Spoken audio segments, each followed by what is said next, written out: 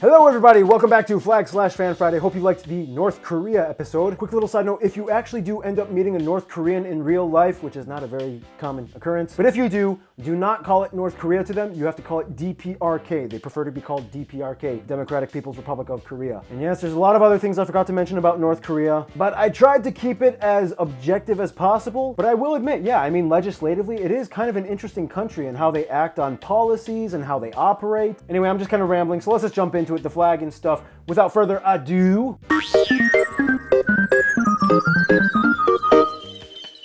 Yeah, a lot of you guys were like, oh, it's gonna be so difficult to write the North Korea episode. Trust me, the Israel episode was way harder. So anyway, the flag. The flag is a banner with a wide red stripe in the center, with white borders above and below, followed by blue bands respectively. Near the hoist side lies a central 5-pointed star inside a white circle. Now, according to the Korean Friendship Association and the Rodong Shinmun, which is the official newspaper of the Central Committee of the Workers' Party of Korea, the red star is a symbol of Juche, North Korea's legislative ideology, as well as revolutionary traditions. The blue stands for sovereignty, peace, friendship, and unity, as well as the gallant visage of the people, symbolizing the spirit of the Korean fight for world peace and progress, whereas the white fimbriation lines stand for ethnic purity, the one bloodline, land, language, and the unified nation and culture of a mono-ethnic nation that has lived in purity. The red stands for patriotism, determination, and anti-Japanese fervor. And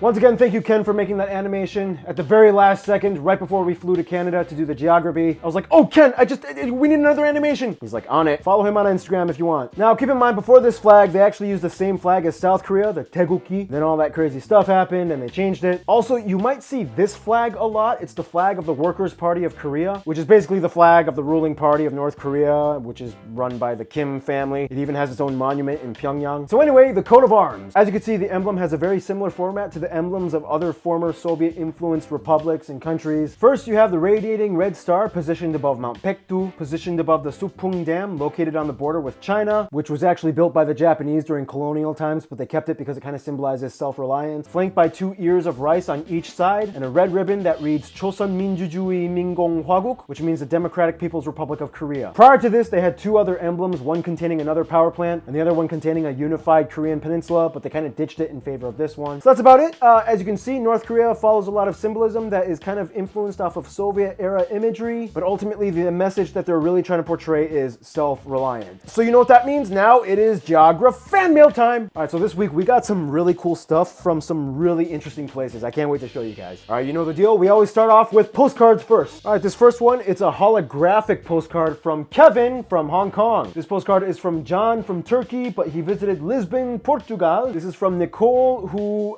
is from Ljubljana, Slovenia, but she visited Leba? Poland? How do you pronounce? It's got the L with the slash through it. How do you pronounce the L with the slash through it in Poland? Leba. Yeah, that place in Poland. Joe is Czech, but he visited Basel in Switzerland. If you look at the postage stamp, it says CH. If you guys don't know, CH is the Swiss acronym because it stands for Confederation Helvetica. I got Samin, who is Bangladeshi, but he lives in New York. He says, I'm creating my own micronation called Brain Trust Territories. It's right in the middle of New York. I'm making my house a country. He also sends a $2 American banknote. I have a ton of these. If you guys don't know about American currency, these are not very commonly used. We still kind of use them, but they're very rare. Okay, this is really cool. Adrian from Malta. I really enjoy watching your videos of Geography Now. Very informative and concise. Thank you. And he sends this Malta 2018 calendar. Dude, I am going to hang this up on my wall. I promise you. There's your calendar. I just put it up on my wall. Next, Alex from Scotland. Glasgow, Scotland. Hey, Barbs. I'm Alex from Glasgow. I started watching your show from the Croatia episode. Hey, he wrote, a wee booklet of my ancestry. I'm gonna stop. A group of hikers from Czechia sent me this map of the Czech Republic. Literally like the entire country. Kimo from Finland. I love Finland. Finland has, as you may have already known, running the Suomi 100 celebration, which culminates the Independence Day on the 6th of December 2017. Yes, I believe that was actually in my video. Oh, dude, he sends these really old Finnish banknotes. The top one here is from 1909, and this one is from 1918, the year after independence. See, this one is from Damir he's Slovenian, but he lives in the Netherlands. It's a trap! All right, this is really cool. Serena from Belize. She sends us a Belize bumper sticker. My mother is from Belize City, Belize. I am very fascinated with my Belizean heritage. Okay, this is really cool.